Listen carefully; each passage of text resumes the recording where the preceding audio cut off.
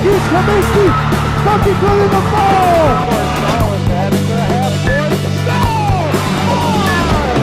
Santel all the way to the basket. Foul. Lays it in for two.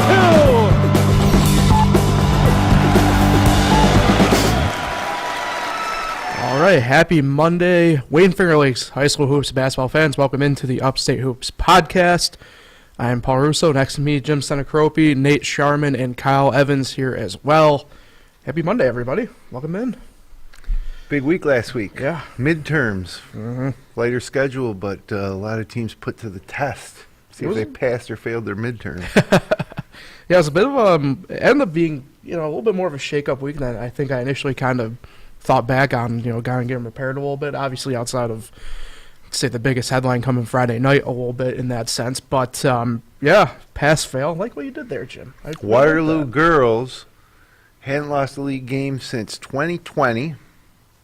And last week on this show, Kyle Evans called it. He said upset, and I didn't agree with him. I didn't either. Nobody did. But you know what? Dan Harris and his crew believed. And Kyle was right. It was a great prediction, and Waterloo falls to Pelmac, creating a logjam at the top of the East. Kyle did what we would call in college as a pass-fail. He was the only one who got that P mark at the top of the paper last week on that. Yep, it was a bold prediction. I didn't actually think it would come true, especially after that. After that first quarter really got me. Weren't they up by double digits? Well, Paul was calling it. Yeah, they were up 11 at the end of the first quarter. Yeah. Yeah, usually a position. That's why I said it was bold. I'm sorry. And I'm glad that I added bold after that first quarter, and then they started coming back, and I'm like, all right, this actually could happen. Yeah. And then they closed it out at the end, which I thought was great. I thought that the Pelmac girls had a lot of composure down the stretch, even though they still had some turnovers and some things not go their way. But in the end, they held off and made some free Three-pointers throws. were big in that game for Pelmac. Yeah, it was something that Waterloo fans haven't been used to seeing. That's for sure. I don't know if three-pointers were necessarily all that big. They hit 6 of them in the second quarter. Yeah, but I was about to say, they didn't gap. make a ton to close out the game itself. Yeah, but it kind of ended up being more game. inside out by the end of the game. They handled Waterloo's pressure, which is the key to sticking with Waterloo. And in the end of the game, they closed them out. And, the technical from Coach Bree probably didn't help. But in the end of the day, Pelmac had more points and snapped a 2.5-year winning streak. Yeah. League-wise, anyway. Yeah, league winning streak. And actually, regular season maybe, too. Because when Waterloo girls had lost, it was deep in the postseason. Right. Yep. Yeah, I'm trying to think the back States on it. last year. It's got to be 2020 then, I think. Yeah, their last loss would have been in the postseason of 2020. Their last league loss was regular season 2020 at Pelmac. And then they beat Pelmac on Valentine's Day in 2020 in Waterloo. Wait, in 2020 they didn't play a tournament though, didn't they? Just win? No, 2020 they played the tournament. We got, not to I guess go too far back to whatever, but 2020. You're right. Everybody They in beat Section Dansville. 5 got into like what would have been the Yeah, but they didn't play the state tournament. They just win didn't play sectionals? Far West Regional, No. Waterloo had one. But then the following year they lost. right. And then last year they lost at States. Is that right? It would have been 2020, 2020, Yeah, that's spot on. then 21, 22. So anyways, Yeah, you're spot on. they've won a lot of games. Yeah, at the end of the day. Oh, that's boys. Sorry.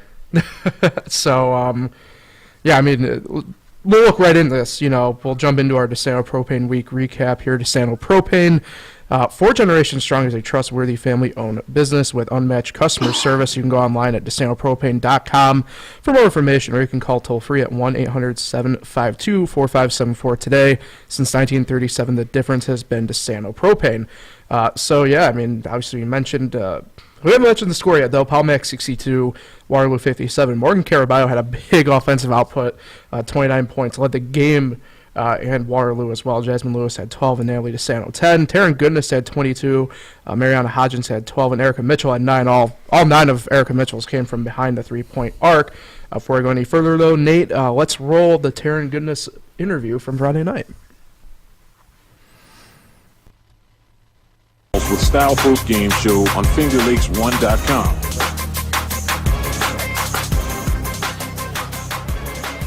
All right, welcome back here on FingerLakes1.com and PMTV for our Little John and Barbie's Orthodox Style Post-Game Show. and our Cicino's Pizzeria Restaurant Player of the Game has joined myself and Dylan Gilmore at the booth. Taryn Goodness. Taryn, congratulations on a big game and a big win as well. Thank you. Yeah, Taryn, that's the first time anyone's beaten Waterloo in the regular season, almost 1,000 days, probably more than that. How do you guys feel? Amazing. I mean, we were all a little nervous going into the game, but just like as the game went on, everything just went well for us. Obviously, coming off the loss at the beginning of the year against them in December, obviously it helps, kind of whether it's watching film or just knowing the background going into the game. Was the defense a big focus for you guys in practice this week going into this game from Coach Harris? Yeah, of course. I mean, defense first and offense second. So that leads into this next question. You had a game high for the Red Raiders with 22. A big second half, really in addition to that first half. Is for you yourself, do you see yourself as a really good two-way player in that sense? You can play defense and handle the ball well on offense. That's something that, one, you work on, and two, do you take great pride in that? Yeah, of course. I mean, I'm always working on defense first, but I'm good. All right, you're good. All right, Taryn, well, we'll let you go in, celebrate with your teammates. Congratulations once again on the big win. I'm sure we'll be seeing you plenty down the road here this season. thank you. No problem. Thanks, Taryn. Thanks, Nate. Appreciate Taryn taking a couple moments there post-game after a big win for her. And, as I mentioned, 22 really took over the handling of that team there in the fourth quarter and really took charge. Yeah, I texted Coach Harris on Saturday morning and said congrats on the win, snapping that winning streak of Waterloo's. And he said, my kids have really grown and have been trusting each other and the coaching staff with their game plan. The chemistry they have is starting to show in their on-court performance. So, like anything, you want to be peaking this time of year and continuing to get better into sectionals, and I just can't wait to see what looks like an inevitable rubber match in sectionals, whether it be a semifinal or championship game between Pelmac and Waterloo. Yeah, definitely agree. I know going into the game itself, Waterloo was first in B1, and then Pelmac was third in B1. So that's, as you mentioned, I don't know where exactly that's going to be in that rubber match, but it's going to happen. And whether seems or like not, it will. Yeah. So. And they're both 8-1 in the league, so if they both run the table, they'll be co-champs in the league. Yeah. Which I also asked, how do they do that now? Do they just go co-champs or no tiebreaker? pretty sure they do co-champs. It's tough to do tiebreaker when you split. Right. That B1 is absolutely loaded. I'm really excited for sectionals and girls B1. I have it up on the screen right now. Look at all those good teams. Yeah, so I mean, Waterloo still is even first coming into today, even because of the aggregate there with the average. So Well, the way I look at it, there's 4 teams that got a shot to win it. Those top 4. Mid-Lakes, 7-2 in the league, but really kind of struggling out of the league. They just don't seem to be what they've been the past few years. But let's keep them in there. I guess I say 5 teams could be candidates to win B1. Right. But that Livonia and Aquinas could be spoilers to our hopes to see that rematch between Waterloo and Pelmac. Midlands played Waterloo tight in the sectional final last year, right? Last year. Yeah. I know it's last year, but still. And one of Pelmac's losses came to Aquinas earlier in the year. Mm-hmm. So, yeah, that's going to be tough for sure. And of course, too, you mentioned, right, getting hot at the right time. I mean, odds are, right, probably not going to happen. Who knows? Like, maybe Newark really just gets on a hot streak or something like that and causes a little bit of chaos or something like that. I'd like to see it. Yeah. That program's really improved, but I just think it's just another class below. You never know, though. But you do never know. All right, let's take a look at a couple other of the girls' games from last week on January 26th. Dundee Bradford 49 and Marcus Whitman 38. Olivia Herod had 11, Katie Boots 9, and Nelly Catrino had 6 on Dundee Bradford. Leading the way for them was Kendall Parker with 21. Michaela Schaffner had 14, and Kaylee Yeoman had 8. A couple teams that, power rankings-wise, always seem to creep up for us here this past year that we've been doing them, and certainly help probably settle out the Finger Lakes West a little bit, I'd say, kind of going forward here. Well, there's Bloomfield and Dundee Bradford in the West with 1 loss each. And then Marcus Whitman right behind him now at 9-2. So that was a big win for Dundee Bradford and a tough loss for Coach Royston and the Lady Wildcats there. But, that's Marcus Whitman's a C1 team. Bloomfield's a C1 team. Dundee Bradford's C2. So it looks like the league's going to come down to Bloomfield or Dundee Bradford. I think Whitman may play Bloomfield again, but either way, this should be some exciting action for Finger Lakes West girls teams in the C classes and D classes of Section 5. We'll call it a tease, but you'll enjoy a game coming up this week then, Jim, I'll say. Who we got some Finger Lakes West on the schedule? Well, one of the games that is pointed out coming up on the 3rd is Marcus Whitman at Bloomfield for one of our games highlighted of the week. Oh, there on you the go. Girls side, Yep. so. Fast forward to Saturday, East Rochester 58, Bloomfield 46. Kind of one of the games we had highlighted for a couple weeks, kind of seeing the crossover here. Lily Funk had 14, Bree Hickman 11, and Zariah Eldridge 10 for the Lady Bombers. So one of the anticipated games we had watching from afar, and East Rochester coming out on top in that non-league crossover. And this tells me a couple things. Number one, Bloomfield played with them. This Wayne County Girls League is really tough this year, really improved, and when you see a crossover like this, I wouldn't have been surprised if East Rochester won by 20-25, but apparently, Bloomfield, Dundee, Bradford, Marcus Whitman, these teams are for real, and although Bloomfield did lose by 12, they kind of hung tough, and just makes me have a little more confidence in them to just get a little better come sectional time and make a run in that Class C1. Mm-hmm. I think ER could kind of find their way. I know it's been a little bumpy for them as of late, but I think they're going to be playing their best basketball as they get into the stretch run here. Now, they're C1 as well, so, Bloomfield, ER both C1, so there's another potential sectional rematch. Yeah. All right, before we exit out of the girls' slate completely, Kyle Evans, you caught up with head coach Calvin Betts of the Lyons Lady Lions last week. Let's hear from Coach Betts. Yeah, speaking of Wayne County. Yeah. All right, so this is obviously your first year as the Lions girls head coach. What have you enjoyed the most so far, and do you plan on coaching this program for years to come? So far, what I've learned, what I've loved the best is just that being back in the gym. As a player myself, I love being in the gym. I love practicing. I love being around my teammates, the camaraderie, And with these girls, I'm getting that feeling. They love being around each other. They work hard. They do what I ask them to do. And it's just great being in the gym with them. And, yeah, I do see myself being with this program for years to come. Yes, I do. All right. Obviously, we have to get right into Jayla Bell. She scored a game-high 22 points in Tuesday's home win against Geneva. But the biggest storyline is she scored 1,000 points as a sophomore, which I don't think a lot of people realize that she's just a sophomore. Just kind of talk about her and what she brings to the table, on and off the court, and how was she able to accomplish this milestone at such a young age? On the basketball court, Jayla does everything. I think her best asset as a basketball player is her passing ability. Her IQ to see the game, to read the game, to find people is at a very high level at the age that she's at. And she's been a dog since I've known her. I've known Jayla for a long time. She always is in the gym. She's constantly putting in work. So it was no surprise to me to see her doing the things that she's doing. And there's more to come. She's only going to get better. She works hard, like I said, and there's more to come for Jayla Bell.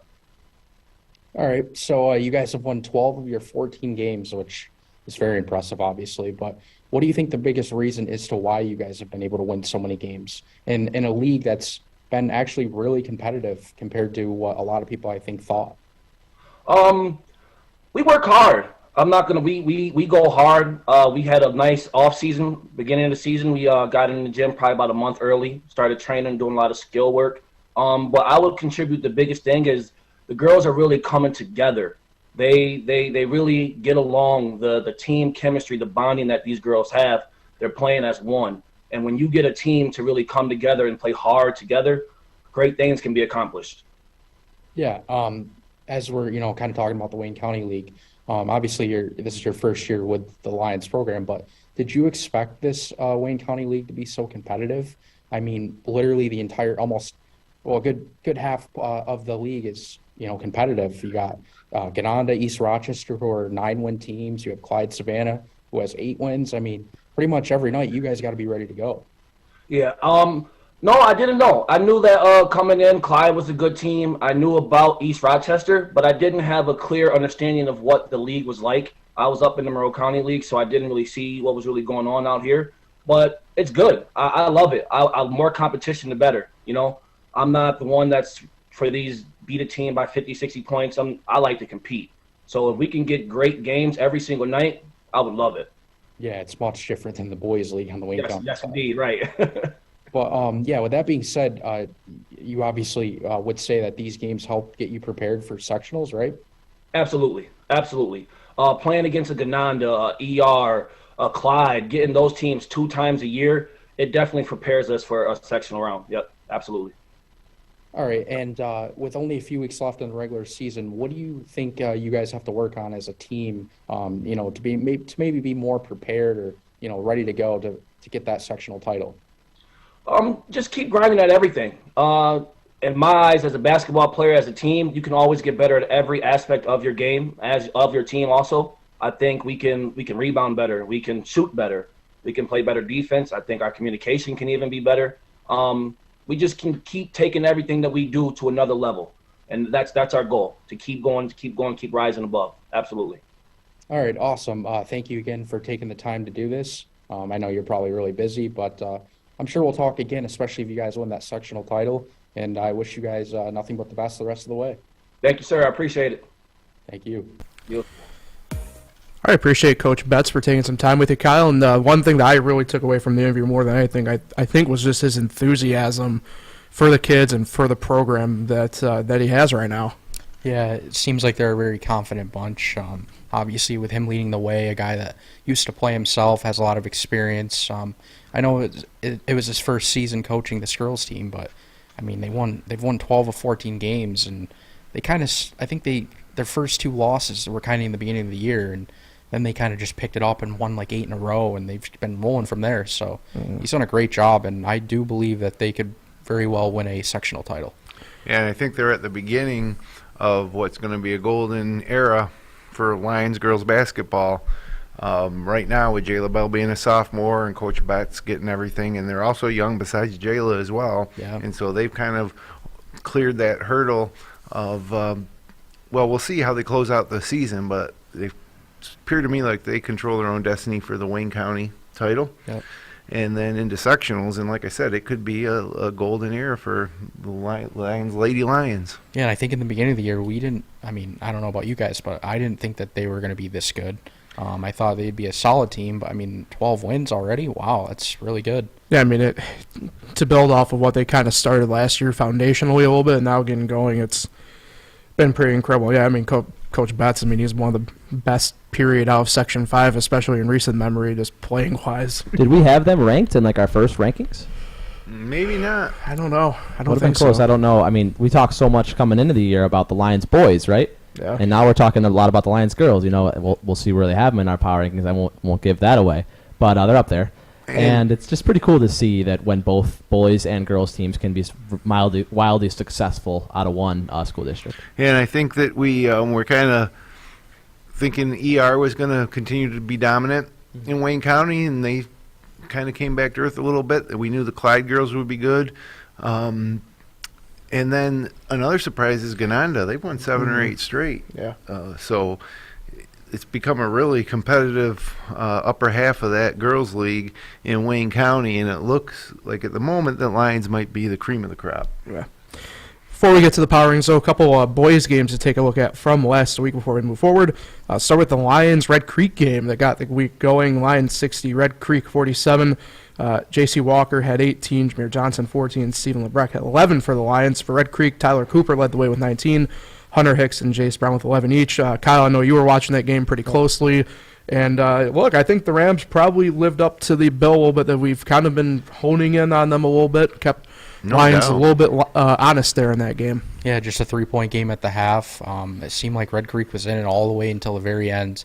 I know Lions did end up with a 13-point win, but their defense was actually impressive to me. They played really well against a Lions team that can score really well. I think Red Creek is better than what I always thought they were. I should give them more credit now for sure after that game, but I still don't necessarily think they can make a run. Right. Well, they won the game. They lost by 13. They didn't win the game, but it's probably the toughest test that Lions will get in that Wayne County League this year. And I'm trying to follow Red Creek a little closer because really, you want to talk about somebody who wasn't on their power rankings at the beginning of the year, wasn't on anybody's radar, was Red Creek. And didn't even give them any chance against Lyons either, but they hung tough. Also, on the 24th, Geneva went to Avon, won 52-47, so nice non-league victory for the Panthers. Anthony Torres had 20 against an Avon team that we've kind of have seen pop up a couple different times, at least for us, over the course of the season so far, coming and playing Wayne Finger Lakes teams. Obviously, this situation, they went to Avon, but this is also an Avon team that we know can shoot the ball, right? I mean, the one player had that record a couple weeks ago, so I'd say mission accomplished in that non-league game for Geneva. Yeah, Geneva's been, to me, a team that you can't really figure out too much about. I mean, I believe they're 7-6 on the year. They win good games like this, but then there's games that they kind of fall behind and only score like 30, 40 points. It's tough to tell with this team. Mm-hmm. Yeah, Avon's pretty solid, but Geneva, like every other team in the whole Finger Lakes East, except for the Palmac boys, I guess. But everybody else just saying when you think they put it together, they lay an egg. It's been real inconsistent. Tough to judge which one of these teams is going to be ready for sectionals. Class B1, anything could happen. And like I said, out of the Finger Lakes East boys, it seems to me that the only team that's shown any type of consistency is Palmac with Coach Trevor Sanders and Ian Goodness and company. Everybody else, including Newark, who on paper seems to me like I can't understand how they haven't been better. And how they scored 23 points in a game is still mind-blowing. Right, it is. It really is hard to believe. Yeah. I mean, that's for the talent. I think it's just getting everybody on the court at the same time, kind of seen that a few different times now. But, I mean, Newark, to be fair, did right the ship a little bit last week. So, before we get out of the boys, one quick game I do want to mention out of the Finger Lakes West on the 27th. Dundee Bradford 57, Midlakes 54, a battle of a couple teams kind of hanging just outside the top couple teams in the standings in the West. Dundee Bradford, Nick Slavic had 18, Logan Buchanan 16, Cam Rosemere had 10, and then Midlakes, Jared Brownell had 24, Kyle Kumke 12, and Dylan Mattoon had 5. So a couple teams kind of just lingering right outside the top in the Finger Lakes West, going to battle there, and the Brave Scots just coming out on top by 3. Yeah, and I believe this came down to free throws, and Midlakes did have an opportunity with a 3-ball from the corner, but it went off the rim. So it was a very tight game, but I think free throws did hurt Midlakes in that game. And neither one of those teams now is really they're still within reach in the West, but you got Red Jacket 8-2 in league, and South Seneca Romulus at 7-2, and both Class C3 teams. Midlakes B1, a Class B1 school in the West, where the next closest highest classification is C3. There are Bloomfield C1, excuse me. The rest are C3 and D1, and it's surprising that they aren't able to do a little better in that West. But Red Jacket, South Seneca looks like now outside dark horses would be Midlakes and Dundee, and even HAC and Honeoye are only 3 games back of first, so it's always competitive and always a lot of good games in the West. And if you look at the Class B1 standings there, you see, Midlakes right down there in 9th, and Bishop Kearney and Batavia got to be licking their chops when they look at some of these results coming out of the Finger Lakes East League. But and then for all the bashing I just did at Newark, there they are, number 2 seed. They play a tough schedule. Palmyra Macedon down there at 4. Of course, Palmac just handed it to Newark 3 games ago, and then Newark bounced back with a win against Northeast, an A2 school, and then they handled Minders as well. Yeah. All right, so let's, on that note, transition over to our power rankings. Brought to you by Generations Bank. Generations Bank has been serving the financial needs of the Finger Lakes region since 1870. Generations combines the best of modern banking with dedication to our local communities. Whether you're looking for a checking account, CDs, a home improvement loan, you name it, we have what you need. We are committed to serving and giving back to our communities. Visit at mygenbank.com. Generations Bank, member FDIC, and equal housing lender. Are we doing girls or boys first? Girls first. Who's going to be number 1 before we put it up there? Let's say who we each individually think should be number 1 in the girls. Start with you, Kyle. It was the odd man out. I chose Palmac as the number 1 team. In your poll, you had Palmac. I went Waterloo still. I went Oh, Waterloo yeah. too. I think it's just too big of a run Yeah. to be knocked out of there by one game. Yeah. Although you can make the argument that right now Palmac beat them, so maybe they should be. Yeah. Now Nate, the Waterloo grad, we know what he's going to say. Yeah, I mean, I still think they're the best team. So, I mean, Waterloo grad doesn't do anything for it. Yeah, it was actually, though, the first non-unanimous number one we've had on boys or girls side this year for power rankings, this voting cycle. So, But Waterloo does keep it, yep, so take a look at the top. And the top three were outright in their positions alone by themselves. A lot of ties other than Yes. that, huh? Yeah. That's where it got very toss-up very quick as we went through and tabulated the votes. So Paulback coming in at 2. Lyons was the unanimous 3, though. Nobody had them any above or below. And then at that point, it felt like to me, take your pick of your Wayne County and Finger Lakes West schools at that point. Yeah, and I think, the East Rochester, Gananda, Clyde, and Lyons, obviously, they're kind of up there now with the Finger Lakes East teams outside of Waterloo and Palmac. The Finger Lakes East has proved to be a very top-heavy, thin league, which is Waterloo and Palmac from the Finger Lakes East making our power rankings. That's unheard of. I'll tell you that right now. In all the years of doing these things, you're going to find usually on the girls' side 4 or 5 minimum Finger Lakes East teams. But hey, you can't deny what they've been doing up there in Wayne County. Lyons, Clyde, East Rochester, and now Gananda, who's worked their way all the way up to tie for 4th with Clyde. After being, I think, unranked preseason for sure. Mm-hmm. East Rochester, I think we had number 2 going in the Yep. season. They've dropped to 6. And then you got your, Mid Lakes is a Finger Lakes East team Mm-hmm. on the girls' side, so they're in there too. So we have 3 Finger Lakes East teams. And to me, when I look at that, the biggest surprises based on what we thought going into the year is Mid Lakes dropping right down low. I think there were 2 or 3 preseason. Lyons really kind of taking the baton in Wayne County and being the highest Wayne County team. And then the fact that we do have 4 Wayne County teams in the top 4 or top 6. To me, it's those are the surprises so far. Yeah, but I think this speaks kind of. I don't want to say we kind of saw it bubbling a little bit last year with Wayne County, but obviously we knew about East Rochester. Clyde had some really great games as well last year, and Lyons, like I said, they had the foundation, and Gananda. Maybe they're. I don't know. It's something I guess maybe call a surprise necessarily in a way, but you get the season going, you hit the strides at the right moment. And you never know who might move in or out or whatever. Different X factors kind of coming in like that. Yeah, I wasn't. I'm not surprised to see Gananda have success. They got a great program, great girls program.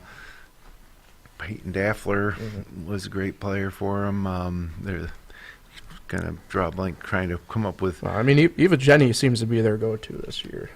Anyway. Yeah, and guess I shouldn't be surprised. And like I said, overall, just not giving Wayne County girls the credit I think they deserve preseason. They've earned it on the court, and now we're certainly going to be watching all 4 of those teams closely heading into postseason. Can't wait to see brackets and see how the opportunities for Wayne Finger Lakes teams matching up. Good stuff. Now, for the sake of Nate, I agree. It's not February yet, but it's right at the doorstep. But Yeah, it's technically not on that crazy, title there, crazy It's not how officially, it's there. right? I apologize. days. My bad. Wednesday It's will be February to me at this If you- point. if you live in Australia, you're close. But Wow. Closer, yeah. I just want to apologize because the next major Sunday sporting event is a NASCAR race. So anyway, let's go to the boys' power rankings now. Everybody want to take a spin, right? Lions unanimous at the top at number 1. Pretty much the top 5 held true once again in terms of everybody holding the same place with the same amount of votes. After that, you saw dips in kind of some movement there at the direct bottom. I know Waterloo held 6, but their votes about where they should be ended up going up for question a little bit. And then ER jumped from 10th last week up to 7th this week. Yeah, they're definitely surging. I had a tough time with sorting out Wayne, Newark, and Geneva, honestly, and Waterloo, honestly, to some extent, even though they have they're on a real slide. So if you wanted to say what have you done for me lately, it was, I guess, kind of easy to drop them below those other teams. But yeah, tough to figure out what's going on in the Finger Lakes East. Every game's a toss-up. Like I said, except for Palmac seems to kind of establish themselves. I can't wait till the Wayne and Palmac meet up again. Well, you're not going to have to wait long, so we'll hold on to that, Right. though, for a moment of time here. What I found interesting, in a way, I personally speaking, I think it caught me off guard to see Red Creek at 10, despite the loss to Lyons over last week. They took a little bit of a hit. And South Side, I figured maybe would get a couple more votes, just considering the streak that they're on themselves, but that's why there's the panel, and that's why we have a collective brain trust around Yeah, and part this. of the problem is that you ask yourself, okay, what happens if South Seneca plays Right. Geneva? Obviously they're different classes, different school sizes. I really don't like to use that as an excuse, though. You're talking about you need 5 guys on your court at one, and so you look at a school like Avoca Prattsburg, who generally fields a really good product and could beat a lot of bigger schools and has over the years. But yeah, I mean, big win for South Seneca at Trumansburg. That was probably a tough game for them. Hammondsport, they beat Dundee Bradford, Campbell Savona, HAC, and Mid Lakes. At home, they had Mid Lakes back on January 10th. So what is that, 6 in a row that they rattled off before losing to Honeoye. They also lost to Red Jacket this year, so just 2 losses on the year. And they're combining those kids like Mikey Kaufman from Romulus with South Seneca and the Siriano kid. That's a solid squad that could make some noise in the postseason for sure. And really, other than that Honeoye loss, they'll be kicking themselves for that, because right now they're tied with Red Jacket with 2 losses at the top of the league. I think South Seneca's a half game back, but if South Seneca had won that Honeoye game, they'd be in the driver's seat. So, and South Seneca is a great basketball community, and Romulus is too. But, with the way enrollment size is and the way to be able to combine now and actually have a good basketball product again, it should be exciting for everybody down there at the south end, Seneca County. Agreed. So, with that in mind, excuse me, let's take a look at our week preview. That's courtesy of Dr. Rod Littlejohn and Dr. Liz Barbie. Dr. Littlejohn and Dr. Barbie and their outstanding orthodontic team share a common goal to ensure the overall wellness of each of their patients through their exceptional orthodontic care. Dr. Rod Littlejohn and Dr. Liz Barbie are proud to support our area high school athletes. You can check out Dr. Rod and Dr. Liz out online at littlejohnortho.com. So, I think that a weekly segment should be Kyle's bold prediction of the week. I wonder if he's got anything for us. We might have someone here on deck potentially, but, you never know, I suppose. So, Kyle, we'll start with the boys week ahead here, I guess. Tonight, non-league action. Red Creek coming down here to Seneca Falls to take on Minders. Yeah, now this... There's my bold prediction. Minders gets a win. Okay. Oh, that is bold. What is the line on that game? That you look at that. You got a Wayne County Red Creek team we don't know much about against a 2-win Minders team in Seneca Falls. Any other year, even when Red Creek was good, Minders would have probably been favored. But it is an opportunity for Minders to get a win, and it would be if Minders loses, it's not that anybody cares that much about the league as a whole, but that's a blow for the Finger Lakes East.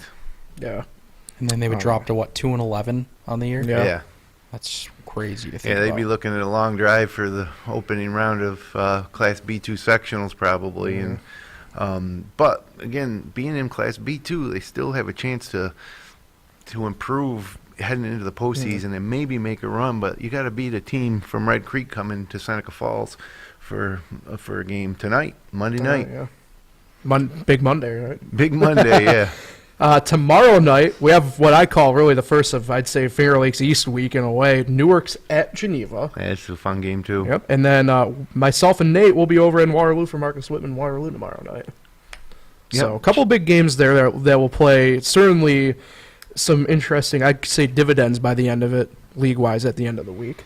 No, I'm excited for you guys to get a look at Marcus Whitman and Coach O'Connor's munch and see if Waterloo can kind of turn things around heading into February. It won't be February just yet, though. You have to wait till Wednesday. But Paul, wait. It'll be the last day of... the bulk of the week is February. So, yeah, Whitman and Waterloo. I'm a little more interested in that Newark-Geneva game in Geneva. And I know that Coach Collins going up against Coach Couperis in a really big game for both of them, just for state of mind, for confidence reasons heading forward. Mm-hmm. So that'll be a fun one to see too. Then the last one that I have really pointed out for the week is Friday night. Jim kind of alluded to it already. Game of the week. Wayne at Palmac.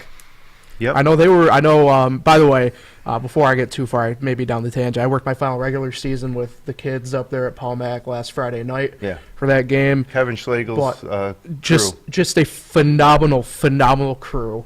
And I will go to bat for any school district. If you have a question to follow up what Palmac's doing, do it.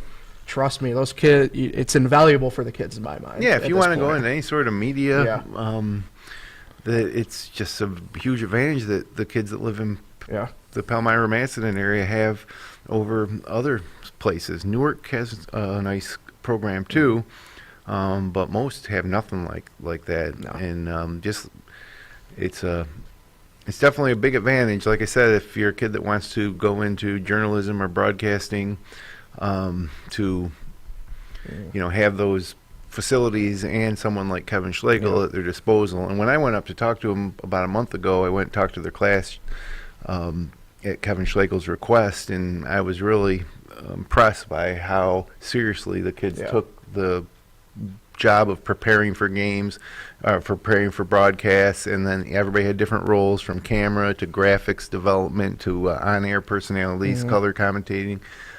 It was pretty impressive. Yeah, Andrew, I have to watch that on Friday night. Little Dylan Gilmore and Andrew Gannett on the call. They had company. Both of them, talking with them during the broadcast a little bit Friday and off air as well. They had that game this Friday circled, big red marker, whatever you want to do, whatever the term is now. I guess I don't know. They probably don't. Yeah, they definitely had that highlighted, and on top of the fact that it's a big game standings wise. It's a rivalry game. It's a huge rivalry game. Geographically, they're right next door neighbors up there in the northwestern corner of Wayne County. So, that's the game of the week as far as I'm concerned on the boys' side. Girls slate start off with a February game, Waterloo at Midlake. So. This would have been the game of the year the past few seasons. Maybe not so much this year, but Waterloo coming off a loss, man, I kind of hate to be Midlakes. Yeah. But a chance for Midlakes has a shot in this game, and they got to protect the ball, make some shots, and we'll see what happens. Mm-hmm. Quick succession after that on Thursday, Lyons at Gananda. So right off the bat, we get a little bit of. Wayne County, some of the top teams going at it this week. And Gananda won the first matchup by double digits, so this would be a nice rebound win for them against that team. Yeah, and since that loss, Lyons has really climbed back, at least in our favor, as far as the power rankings go, and Gananda could just put an end to that right away. This episode was a bit of a Lyons girls love fest in studio, but we could be here next Monday, talking about how Gananda worked their way up into the top 5 power rankings. So huge game there, and a tough place to play too. Tough place to play in Gananda. Huge game Friday night in the Finger Lakes West. Marcus Whitman at Bloomfield. Mentioned that game a little bit discussing the week prior, but again, this has some implications for the standings out in the Finger Lakes West. Yeah, Bloomfield if Whitman needs it, if they want to, can jump back into the top 3 there in. Finger Lakes West, but Bloomfield at home in the Bomber Barn. That is a classic Finger Lakes West matchup right there. Mm-hmm. Then the final game of the week that I've kind of circled for the girls is on Saturday, and I call this one the Kyle Evans Special, because the Byron Burgeon Bees are coming to Lyons to take on the Lady Lions on Saturday. Where do they play that, Kyle? At Atwood or in the community center? The community center. Well, pretty much all their games are community center now, aren't they? Yep. Every single home game for the boys and girls are at the center. Yeah, and that was a long time coming where a lot of folks have been wanting those games played on Bob Oman Court. Yep. Bigger facility, and then there's been some folks that felt that they had a big advantage in the smaller Atwood. I love both places. I loved calling games from the Atwood, especially big games. It was insane in there, just crazy. But the bigger community center for big games as well was a great, unique atmosphere, and the way the lighting is in there, I think it gets louder in the community center, to be honest. Well, when I it don't know. fills I up, don't it know if certainly it's just. can, I but don't know if it's just the way it's kind of structured at the top roof wise, but it gets louder and it gets loud in the community it's center. loud. It's comfortable. It's a better quality playing surface. Obviously, you can keep both your feet out of bounds when inbounding. You know, there's no special rules. It is great, but I've never, of all the games I've called, some of the most incredible nights were like Clyde Lyons in a close game in the Atwood. It was there's nothing like it. It was scary sometimes. You know? And you got fans like right on top of you, to the side of you, Oh, yeah. yelling and Yeah, we're broadcasting, and there's just people all over the place because it's so small. Right. All right, so that about wraps up. Any other games of the week in your guys' mind that I missed on either side? Or I'm sure I probably missed a couple along the way, but you probably it's always highlighted possible. most of them. All right, that's good. Well, after midterms, they're back to a full slate, so we'll have a lot of action to recap next Monday night, and then we got the last day of the regular season is February 16th. So when we get to February, Nate, the countdown will be on. Still a couple more days. So the last game of the regular season will be the Friday. I think it's technically the 17th, the last day now because of that snow day-ish Okay. that they had. And then, you know, what you have like a week, not quite a week even. No, I'm about to say if you Five have games? the pre-quarterfinal, I mean you got about 5-ish days maybe. If And that. then the postseason starts, and it's fun. We always have all the brackets here, and you know, I just can't wait to see how it goes down the stretch, and then see the brackets and kind of talk about these teams' opportunity to make their way to a sectional title it's about that time. and as they say, potential yeah. state qualifier play-ins, especially in B1, B2. Although it doesn't look like we'll have many matchups, Finger Lakes East boys and girls side in the B1 state, but in Class C, anything could happen. So yeah, it's going to be great. Always is. And finally getting back to normal after COVID. It still didn't feel completely normal last year, but I think finally now. I think by the end of the year last year, it kind of felt normal-ish, because I think it was obviously you're pushing the springtime. That's when a lot of the whatever restrictions were still kind of holding on. They were kind of going away at that point a little bit more. But yeah, this year's been, to piggyback off that, this is the first normal it's felt as a full slate since, I mean, 2020, 2019, 2020. 2020, myself and Mike Alessio were down in Dansville, I believe, for Marcus Whitman Calmum. And I remember driving down and I heard that the NBA had canceled the rest of the regular season, I think. Well, I remember working with Mike, not to, I guess, interrupt, but it was Geneva was playing Avon. Yeah, that was the next night. Yeah, and at the same time, that was when the Rudy Gobert incident happened, right during that game. Yes, and at the same time that Lions, you guys were at that game, Lions Calmum. I had Lions Calmum at Newark in the qualifying round, and that sent Calmum beat Lions, but Marcus Whitman, who moved on? Somebody moved on to Buffalo. Geneva.